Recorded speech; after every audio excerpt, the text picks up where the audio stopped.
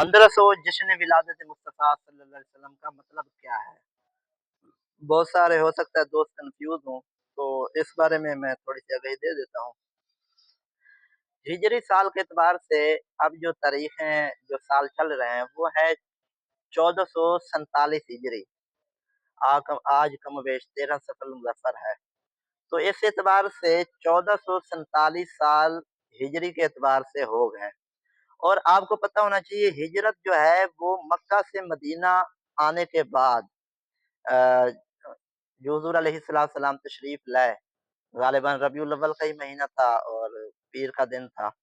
तो इस एतबार से जो है हुज़ूर अलैहिस्सलाम जब मुहर्रमुल हराम से जो है वो इसका आगाज़ करा दिया गया हज़रत उमर रज़ियल्लाहु अन्हु की तरफ से, तो हुज़ूर अलैहिस्सलाम की हिजरत से गोया कि इसका आगाज़ हो गया। इस पर मैंने पहले एक क्लिप बनाया हुआ है। आप अगर देखना चाहें यानी पूरी वज़ाहत के साथ मैंने ये बात की हुई है कि हिजरी साल का क्या मतलब होता है, इस कैलेंडर का क्या मतलब है। तो इसलिए मैं डिटेल में नहीं जा रहा, आगे मैं मज़ीद बात कर रहा हूँ कि हिजरी साल के एतबार से 1447 साल मुकम्मल हो गए, हिजरत मदीना से हिजरी साल शुरू हुआ। अच्छा, हिजरत मक्का से हिजरत मदीना की तरफ। और 53 साल हुज़ूर अलैहिस्सलाम ने मक्का पाक में गुज़ारे। 40 साल ऐलान नबुव्वत से पहले, इज़हार नबुव्वत से पहले के, और 13 साल मज़ीद गुज़ारे, 53 साल यूँ होते हैं।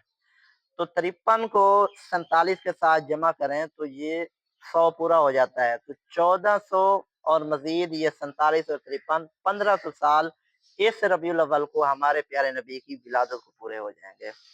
तो ये बहुत एक खुशी की खबर है, बहुत दिल को अपनी तरफ खींचने वाली खबर है कि इंशाअल्लाहुल करीम हम हुज़ूर सल्लल्लाहु अलैहि वसल्लम का 1500 साला जश्न विलादत मुस्तफ़ा सल्लल्लाहु अलैहि वसल्लम मनाएँगे, बड़े धूम-धाम अंदाज़ से मनाएँगे।